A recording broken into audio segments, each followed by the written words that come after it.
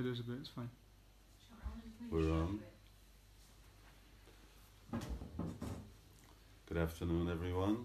We're here in North London, actually in Letchmore Heath, and I can't see everyone who's out there, but I guess you can see me, and it's the first of our live questions. I got a whole bunch of questions here.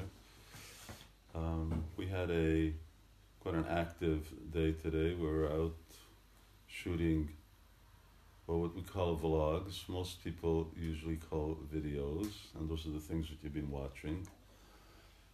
And we managed to do 4 of them today.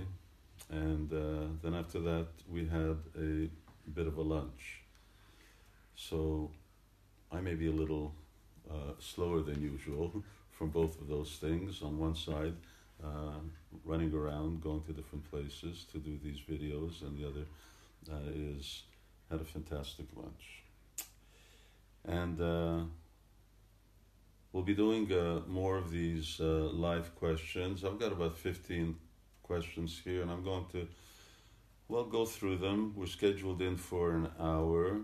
I have to leave after that. I have to go see an acquaintance who's quite ill, and he's undergoing very serious medical treatment, and I've only been in contact with him over the telephone or internet. So this is the first time I've been here in London, so I've been able to go see him. Okay, so we'll get down to business. Thomas is the first person. There may be a lot of Thomases out there, but I guess you know who you are, who asked this question. Why did you decide to become a monk? Is it hard? I became a spiritual practitioner, a serious spiritual practitioner, quite some years after I came in contact with the Bhagavad Gita. And the Bhagavad Gita, which, hey, can you hand me that Bhagavad Gita over there? I'm not the only one here in the room, by the way, so got some assistance. And this is a Bhagavad Gita. It's a really well-worn copy. And Bhagavad Gita is like the basis or the main scripture of Hindus.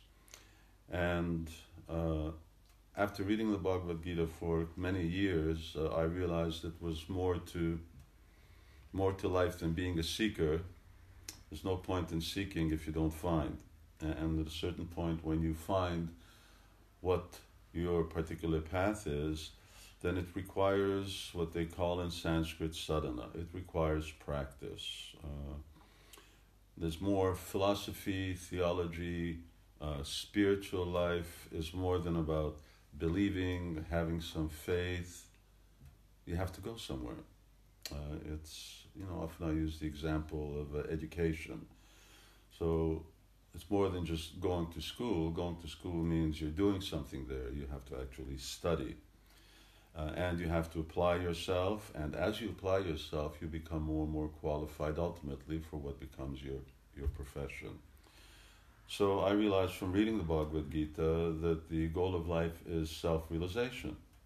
And that self-realization isn't like falling out of the tree.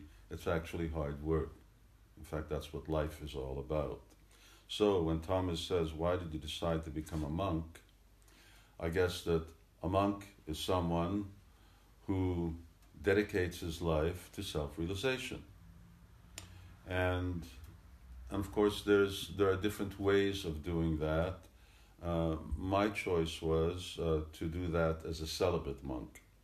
And, my base is in Hungary. So if I translate that monk into Hungarian, then it would translate into being a celibate. And because ultimately spiritual life is about self-control and sense control, and so I decided, after having experimented with the world for 24 years, that I would actually decrease bodily necessities or those things that drive people and especially distract people from spiritual life. Is it hard? Nothing's easy. But at the same time, it becomes easier and easier and easier because the process itself is empowering. It's not only empowering that one gets spiritual strength, but it's also purifying. And what's the main feature of this sadhana or this practice that I do? Well, you can see these beads around my neck. It's about chanting the Krishna mantra, or more exactly, the Hare Krishna mantra, which many of you may have heard.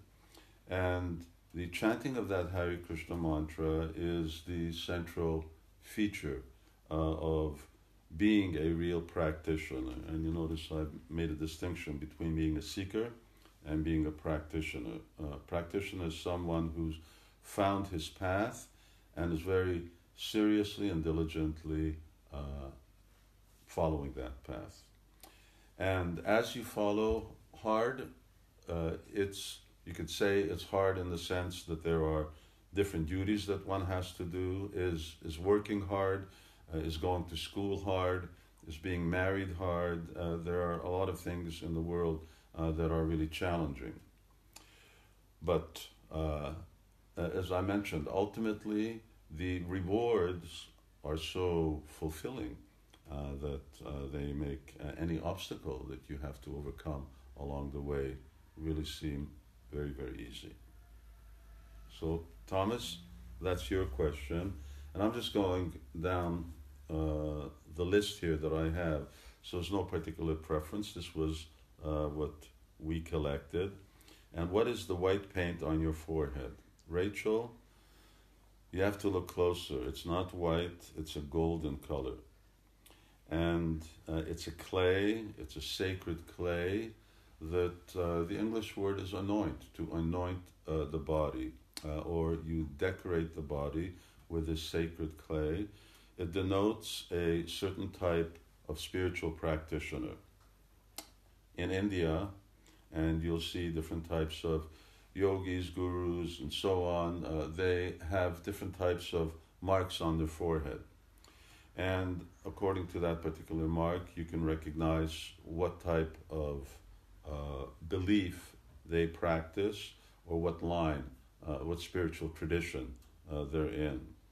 So this indicates that I'm a follower of Krishna. And Keith follows here. He says, are you a Hindu or a Buddhist? So I'm not a Buddhist.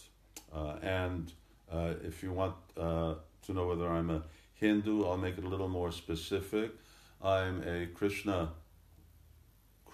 Hindu, or rather that I'm a Vaishnava. Vaishnava is another word for someone who is a worshipper of Krishna. And what we know as Hinduism nowadays is, it's not exactly a very accurate depiction of a particular faith. There's no scripture in India that has the word Hindu in it. Rather, Hinduism is more a cultural designation. It talks about the people in India. You could say, for instance, that the people in the UK, right now I'm in the UK, so that's a designation, but there's so many different religions here. Similarly, in India, or amongst the Hindus, there are so many different types of faiths, and that's being sort of collectively branded as Hinduism, but actually, to be more exact, I'm a follower of Krishna.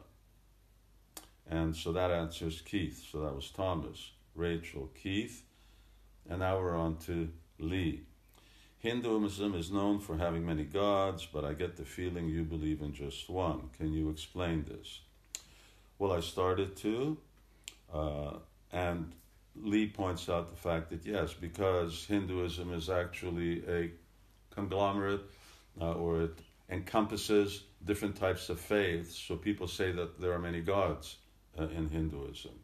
But actually there are many different types of worship in Hinduism, and there are, we use the word a little more accurately, demigods or empowered beings. In Christianity, for instance, you have angels. So in Hinduism, they use this word demigods, and because the word God is generic both to the supreme God and also other empowered beings who are more powerful than us, for instance, like angels, then people get this picture that Hinduism has many gods. But actually, Hinduism only has one God, and that God is Krishna, or another name of Krishna is Vishnu. And all others are actually empowered beings who do different types of services. So, yes, we are a very clear and strict monotheistic faith. We follow Krishna, and the term that we use is the Supreme Personality of Godhead, which is a very very exact description, just because this word God is used in so many ways by so many people.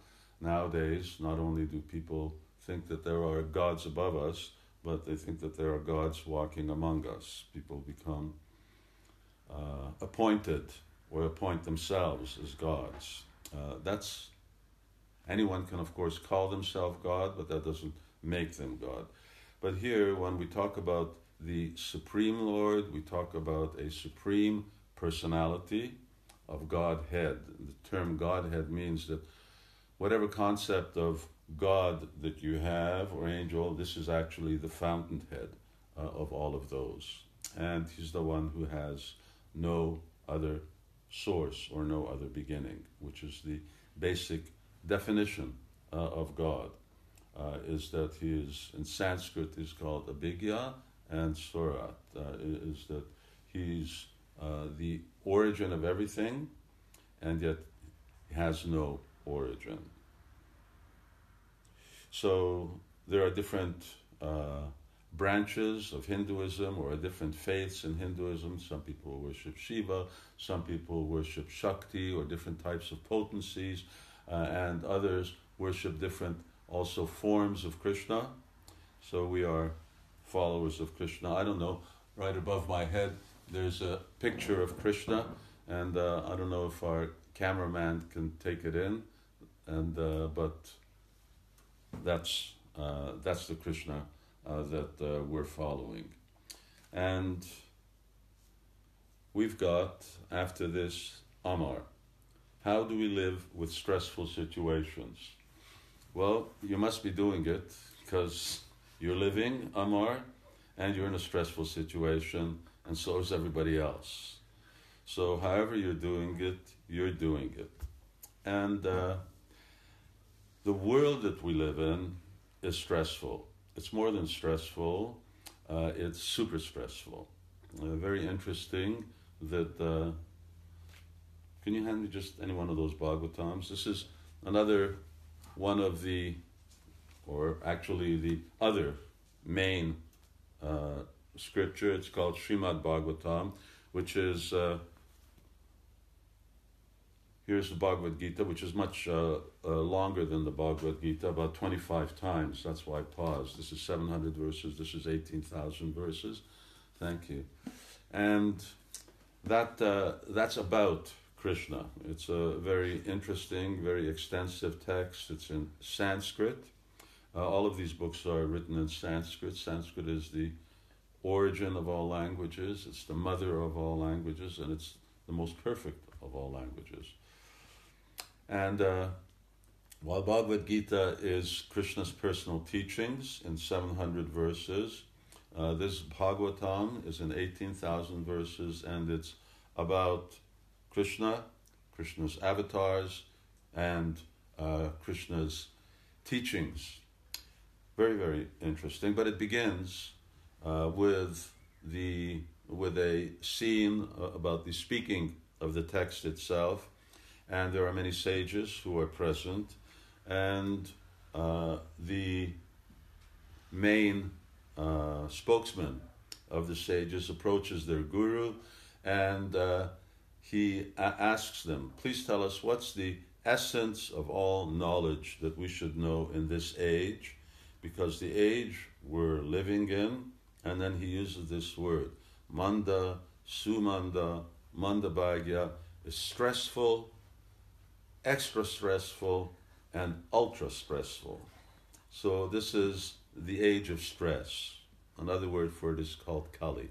It's the age of Kali. It is the age of stress, and we all experience it. We all experience it to greater or lesser degrees. We experience it as soon as we're born. Of course, you may not remember it, but anyone who's seen childbirth, it's stressful. It's stressful for the mother, it's stressful for the children, it's stressful for the father, and the stress doesn't decrease, it just continues on. And being a little child is stressful. That's why children get upset. And maintaining a family is stressful, going to work is stressful, going to school is full of stress. And unfortunately, we create a lot more stress for ourselves by the way we live.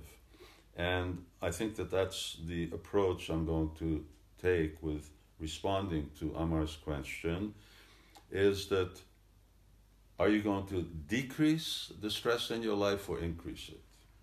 Now, just yesterday we were in Covent Garden and we were talking about lifestyle and particularly talking about diet. We're talking about vegetarianism, in other words, how to eat, how we eat, and what is that type of diet which is free from karma and creates the less amount of stress and harm to other living entities, which our teachings are is a vegetarian diet, and I'll include a vegan diet in there. I'm not going to get into the vegan-vegetarian dynamic, but more or less they're basically the same. Ahimsa, in other words, to live a life in which your sustenance causes minimum violence to other living entities. So do we choose that? Or do we choose to maybe follow some distorted taste that we have and that we want to eat non-vegetarian things? When we do that, we're creating stress, obviously, for animals that we're going to be eating. They're getting stressed.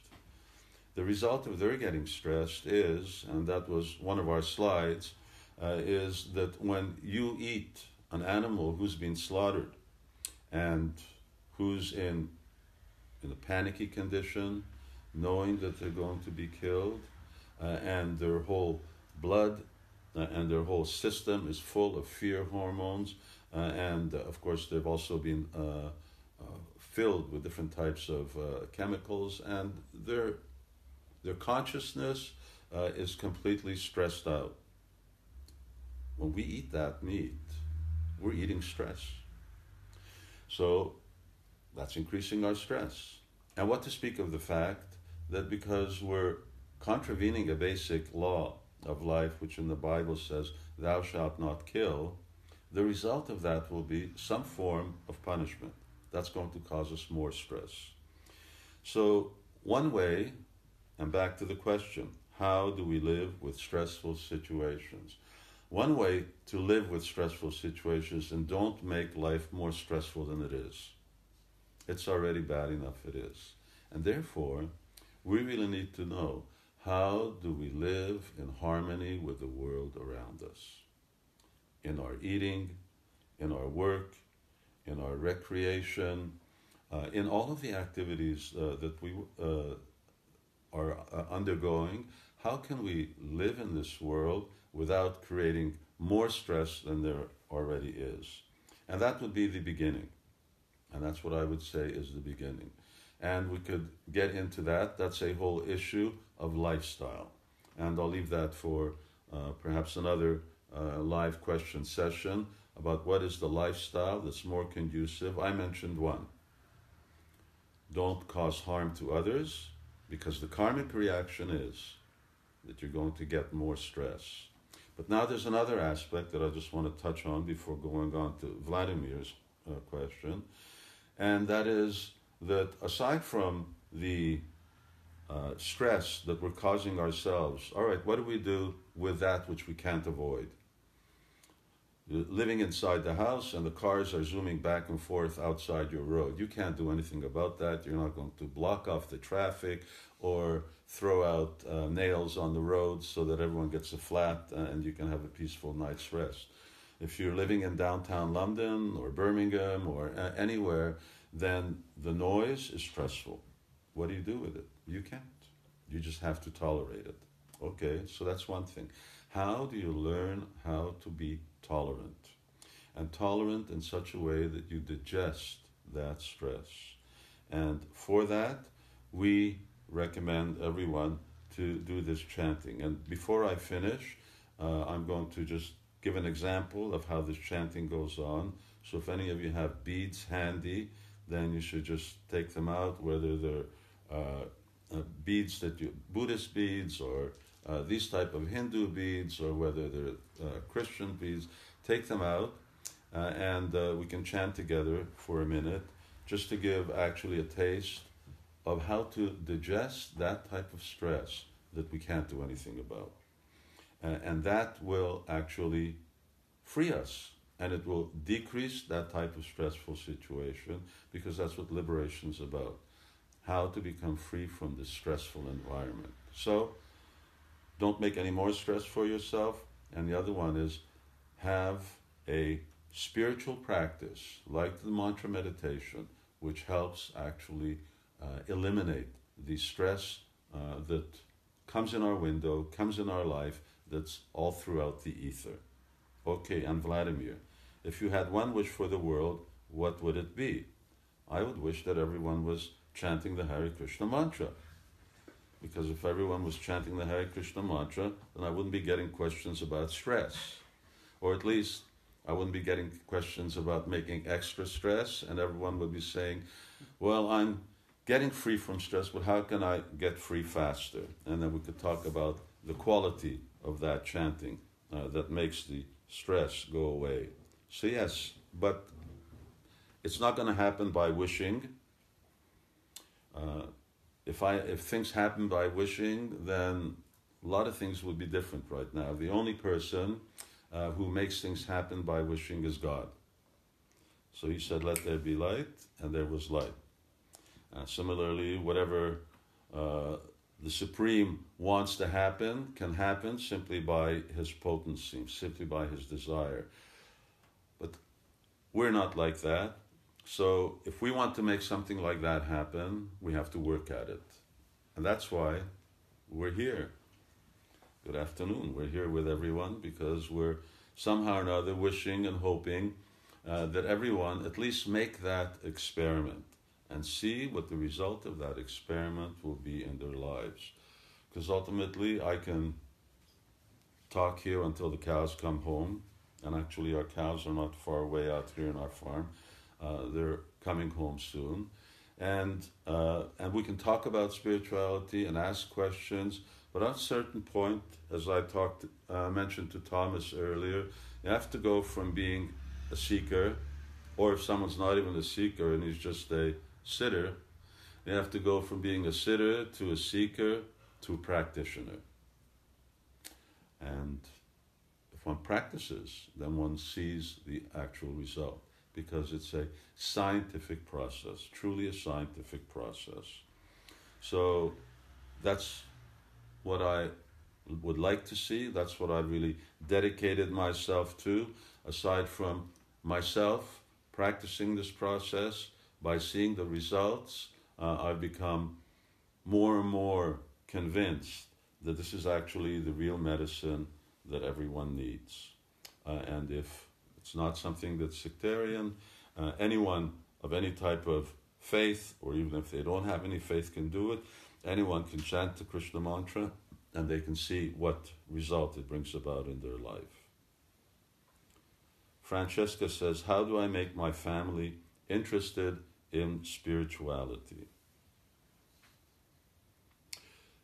Well, the best thing really is one's own personal example, because that's what teaching is all about, or at least that's what teaching is supposed to be all about.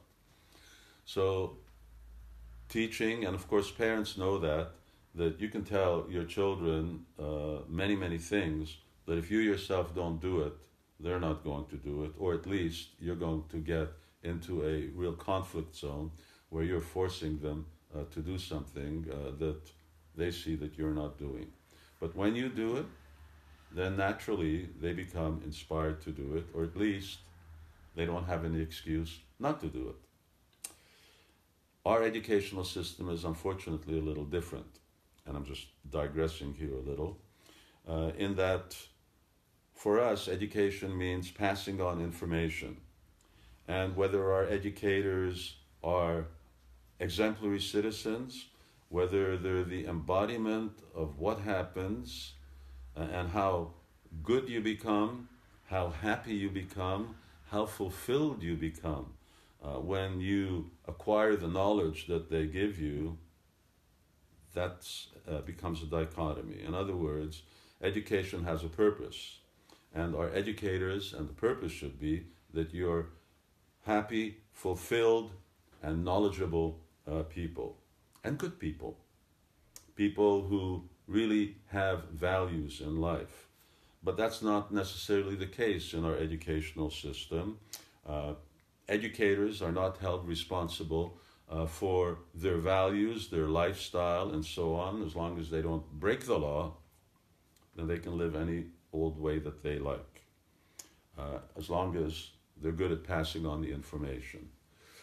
But that doesn't really work, because education, or real education, the teacher should actually embody. He should be the embodiment. She should be the embodiment of what he or she teaches. And that's what a real guru is. A guru is someone who teaches by their example. Similarly, parents teach by their example, and similarly, anyone. If I want to inspire anyone to do something, the first thing is that I have to do it. So Francesca says, how do I make my family interested?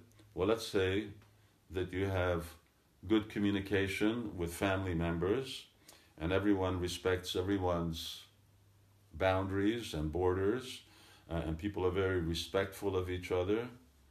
So when others see, oh, look at this person, that they're practicing spirituality, they're becoming peaceful, they're becoming less stressful, they're happy, and they actually have answers to the questions of life. And they themselves have a very clear understanding of who they are, which is what I take spirituality to be. Spirit, what's the spirit? What does it mean, spirit? Who's the spirit? And what is a spirit? Or you can use another word, the soul.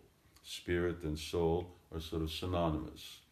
So what is a spirit? What is a soul? Spirituality means that you live a very spiritual life. What does it mean to live a spiritual life? Or is it just some kind of generic word that we throw out to say so many things that ultimately say very little? So no, but spirituality is once again something that has to have its foundation in spiritual tradition. And that's something that I mentioned yesterday in our talks, began or introduced our talk, and that is that when we talk about spirituality, there are two types of spirituality. There's one which is modern day spirituality, and the other is the traditional. Traditional spirituality is something that is anchored in values that are eternal, that are absolute, that are fixed, and therefore that don't need any changing or upgrading. Modern day spirituality, and even the concept of modernity, is something that whatever we have today is better than what we had yesterday. In other words, the cars we're driving today are better than the cars of yesteryear, and the telephones we have today, so we have the i10, is better than the 9, and better than the 2, and certainly better than the 1. So, and 11, 12, and 15, you can just imagine what they're going to like. It's always going to be getting better and better and better. It's also called living in a dream world. That you're living a dream, that everything's getting better and better, but in the meantime, everyone's asking me about stress. Now, how come we're asking about stress if everything's getting better and better?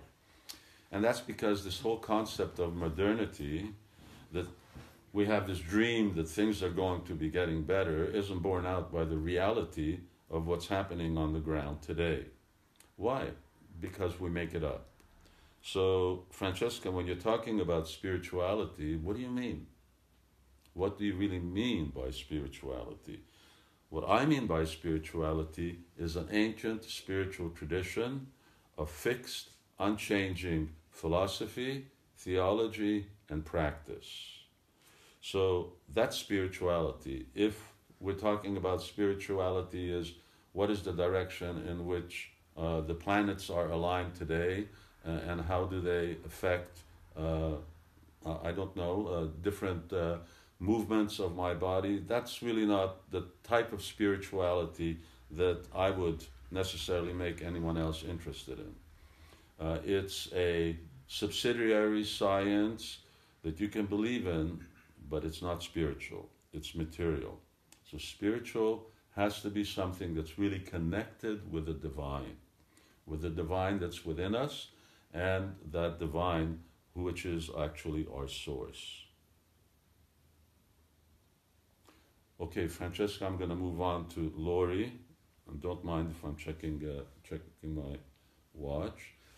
How does one learn to be detached when they desire so much? Lori, you got to choose. It's either one or the other.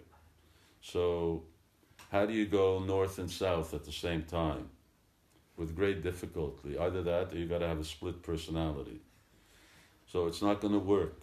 We do have to be detached, and we have desires. You can't fulfill those desires. We have to recognize that desire is the seed of the universe. Desire is why we're here. Desire is why we get in trouble, but also desire can be the reason why we attain liberation. So desire is synonymous with who we are. We were talking earlier about spirituality, about the spirit, the soul. Desire is a function of the soul, but it's a question of what we're desiring. So when we are very clear about our spiritual identity, when we see ourselves as being distinct from this body, and we know that we're the living force within the body, and we identify with that living force, desires for the development and the evolution of the spirit soul are very favorable. They themselves are detachment. I'm just using the word detachment. Sometimes we use the word renunciation. But if you misidentify with this body, and you've got a lot of plans for this body, a lot of desires that you want to fulfill with this body, then that becomes counterproductive, and it won't work. So we have to be situated first in a knowledge of who we are. And that's where everything starts. Unless you actually know who you are, and Aris is the last person on the list, Thomas is the first person, Lori is in between. Unless we know who we are, we don't know actually what desire is good for us. And that's the ABC of spirituality, of religion, call it what you like. If you don't know who you are, you don't know who you are. Then you're walking into a wall. Then life becomes a dead-end street. So you have to know who you are. This is the first thing. And to know who you are, you have to be able to analyze the distinction between us, the conscious being, and this body that we're conscious of. And I'll give you a little experiment that everyone can do. Remember back to when you were a little child, and for different members here, that will be maybe 15 years ago, maybe it'll be 40 or 50 years ago, or even more, like with me. You were a little child, you can remember what you looked like, You can remember the feeling of being the same person. Now, we may be in an intermediate stage in life, and somewhere down the road, we're going to be in the stage of old age. And I'm there in the stage of old age. The body, your body, everyone's body is always changing. Our mind is also changing. How we're thinking is changing. Our intelligence is also changing. In other words, everything that we visualize and we see about ourselves changes, but isn't there something very essential that doesn't change? Otherwise, you can't be different people. That's like endless schizophrenia if you're constantly changing. The body is changing, the mind is changing, but something about us doesn't change, that if we happen to bump into a childhood friend that we haven't seen for 30 years and they say, "Are you the same Laurie?"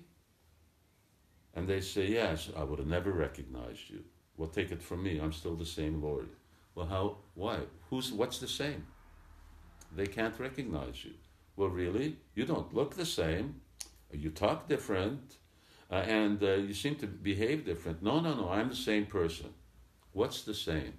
What hasn't changed? What hasn't changed, that's who we are. And that's where spirituality begins. And when we know who we are, then we know for whom who is practicing spirituality, and for whom we're actually trying to evolve and develop into a better and better person.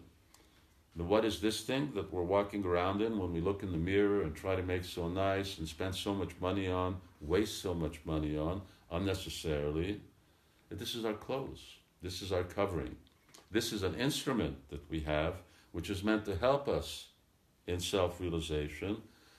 But unfortunately, the end result is that when we identify with this body, it becomes an obstruction to self-realization. So it's just like your car. You get in the car, your car is meant to take you somewhere. It's an instrument. You're not meant to idolize the car, identify with it, but that's what we do. This body's a car. It's meant to take us from birth to not death, but everlasting life. It's meant to give us liberation. And the body can do that. With this body, I can do my meditation. With this body, I can talk to you. With this body, I can read those books that I showed earlier. The body's a great instrument when you use it for the right purpose. But when you don't use it for the right purpose, then it becomes a real problem.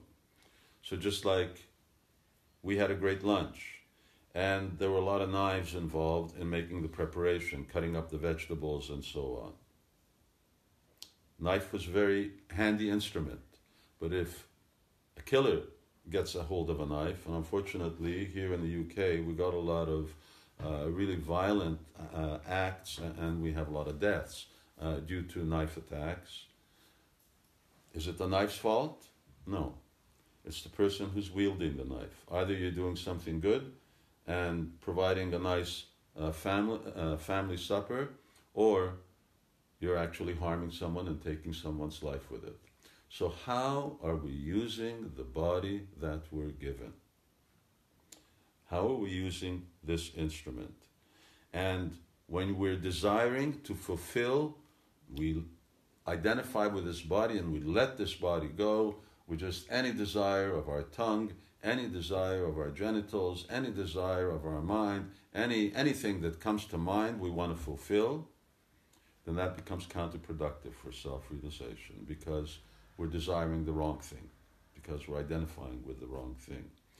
So, but when you desire for self-realization, then that actually becomes detachment. And when then whatever comes in the way of self-realization, then you give that up.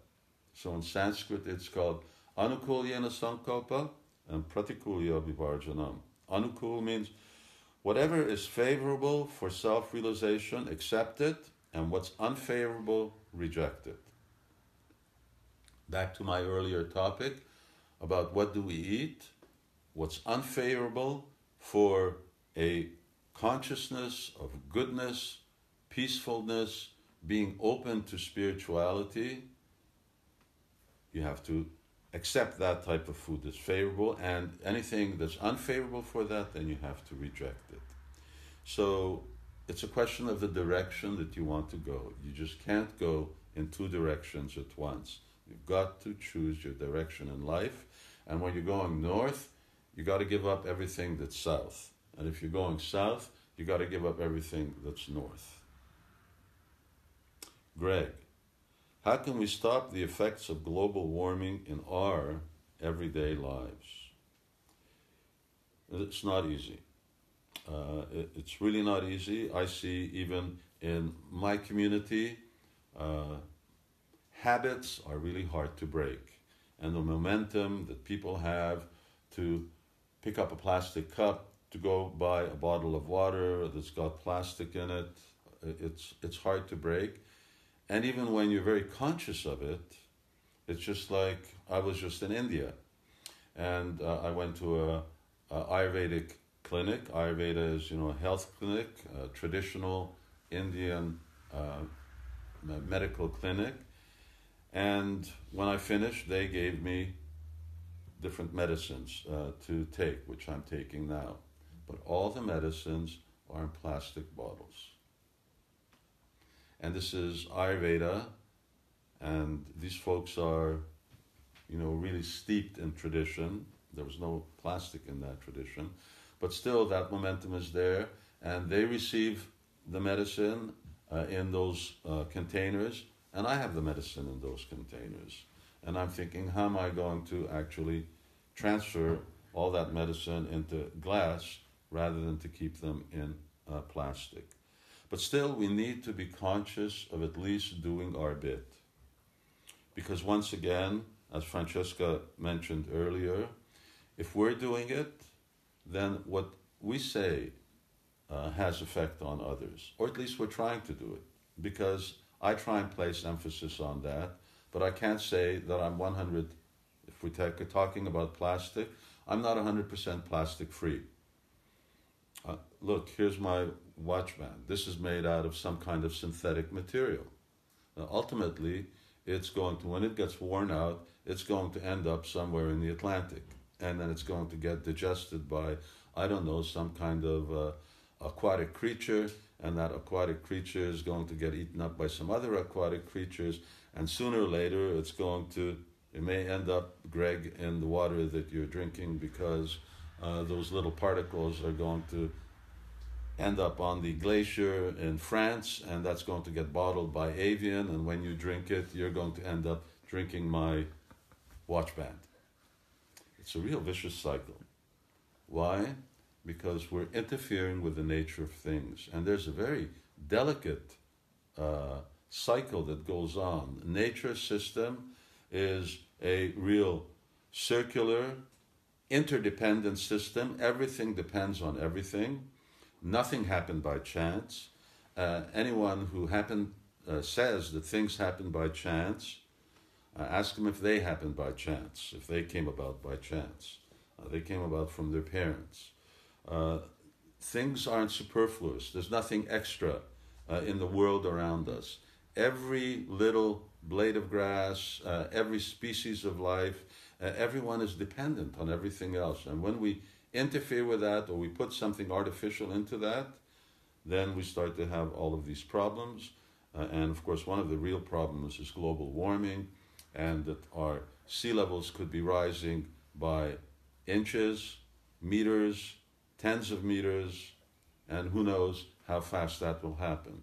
And imagine the kind of chaos that that's going to cause. You can lobby for it, you can convince others if you have that kind of influence, but at least in your own community, like within my community, I'm trying to encourage others.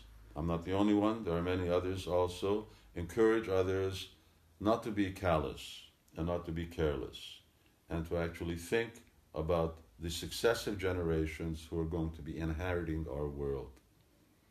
And, I grew up in Canada, and I grew up 60 years ago, when I first came to Canada, and I lived there as a young boy, and I knew what pristine waters was. I used to drink out of lakes. I used to drink out of rivers. I wouldn't do that anymore. That type of life is gone. No one's going drinking out of any lake or river. But I did. I lived like that. I lived for summers during whole summer vacations. I was living out in the country where you could walk away and not see a person, hear a machine, airplane, and I didn't have to carry a plastic bottle with me. I didn't need to carry water with me. I just drank the water that was flowing in the streams and the rivers. We have to be able to clean up this planet and pass it on to others, but it really means cleaning up our act.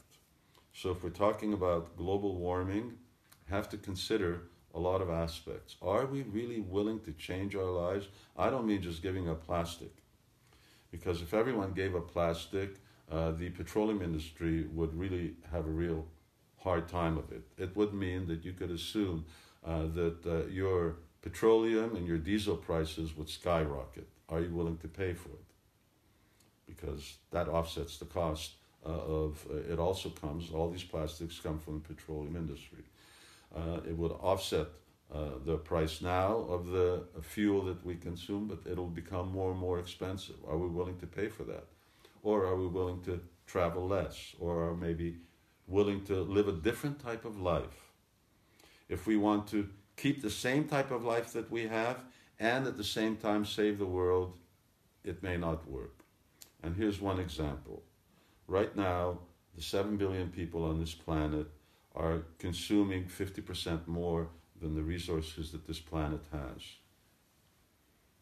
Even if the status quo stays, which means that here we are in the UK, we live a very opulent lifestyle.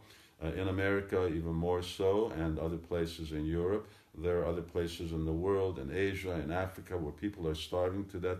Even if they continue that lifestyle, or that type of average life, we're already living too high off the hog. What would it require? Well, you just do the simple arithmetic. Are you willing to cut back your lifestyle by 50%? Because that's what it would take if we're actually going to change the effects of global warming. We're taking more than there is. If we continue like this, the whole system will collapse.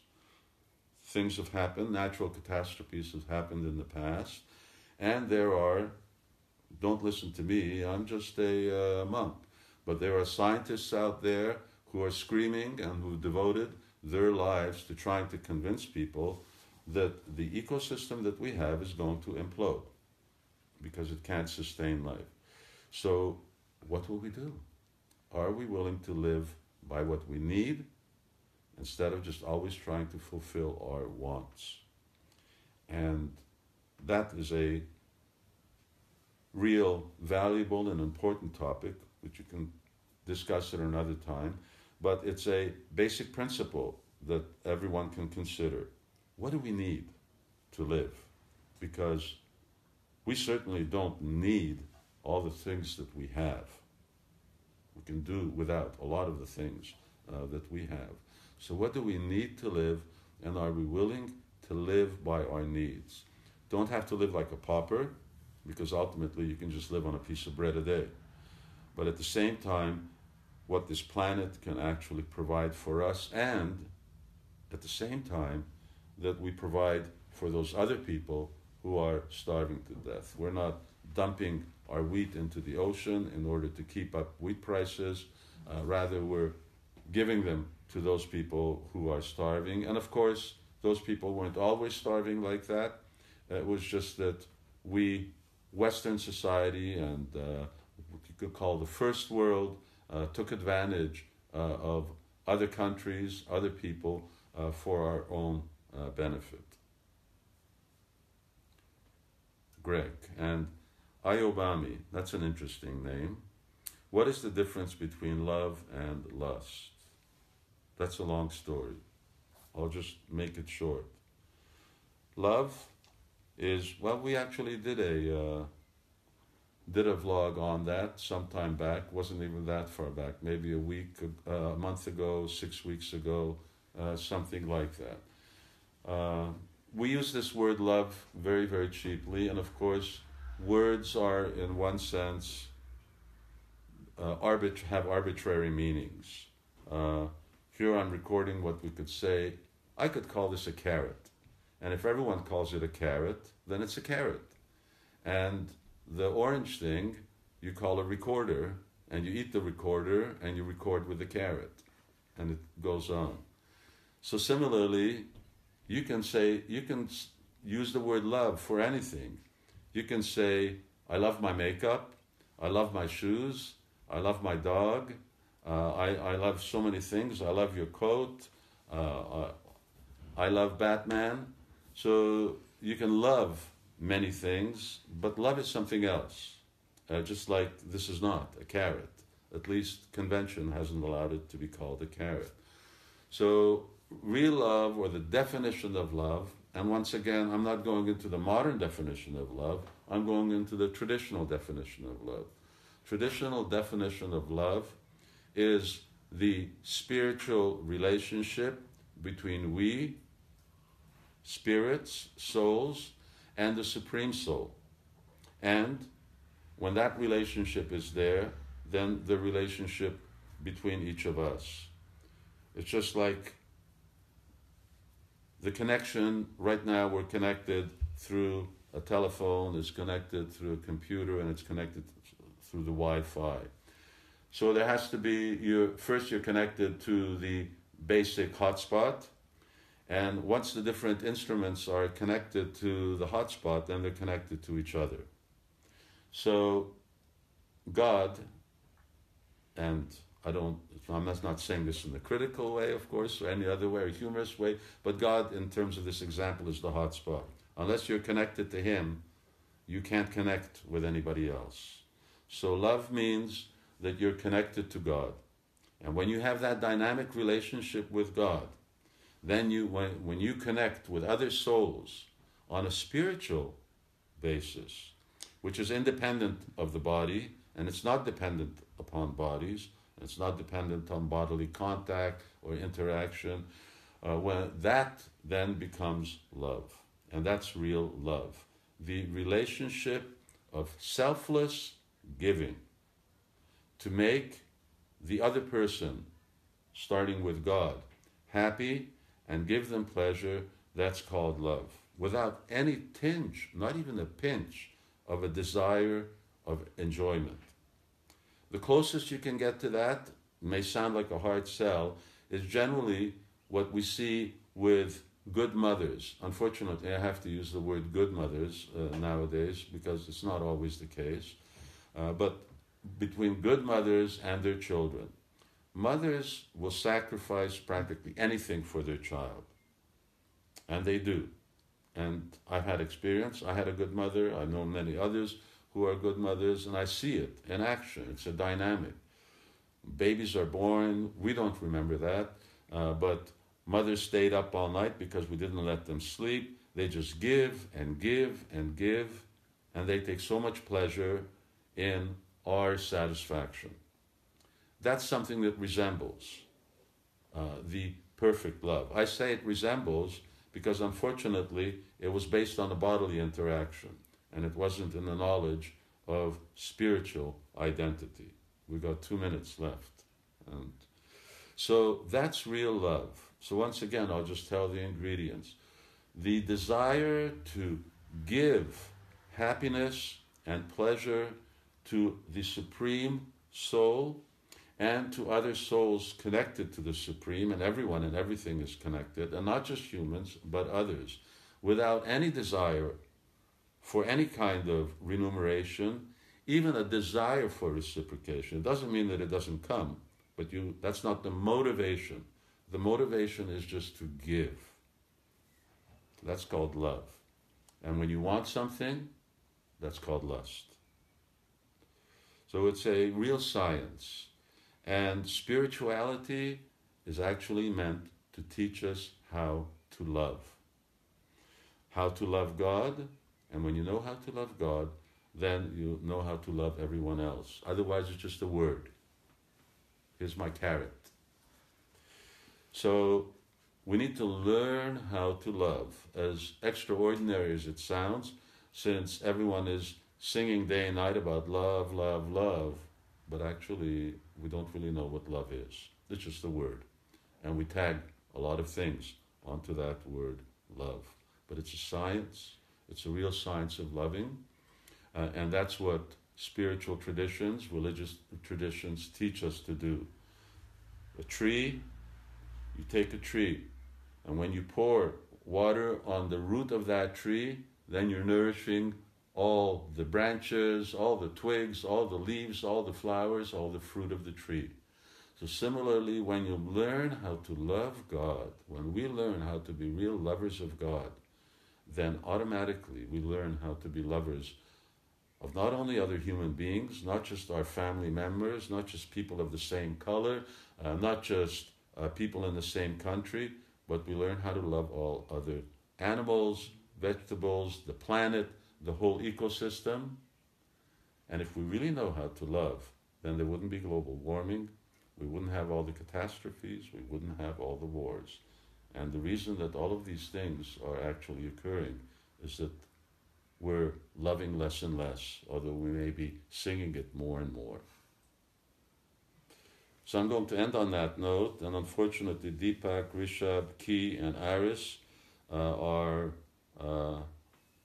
I could answer all your questions, although Aris says, am I a vegetarian? Yes, I think that's obvious by now. And Ravi wanted to say something? Next time we'll answer. The next time we will continue on with these, and we won't tell you when the next time is, but we will certainly announce it on Facebook. It's been great talking to you, although I feel like I'm just talking to myself, but the good thing is there's another couple of people here in the room, and if I was able to actually see others, then it would be a little more interactive. Anyway, thank you all very much for spending your time, and have a great day, and I hope that our answers were able to shed a little light on your path.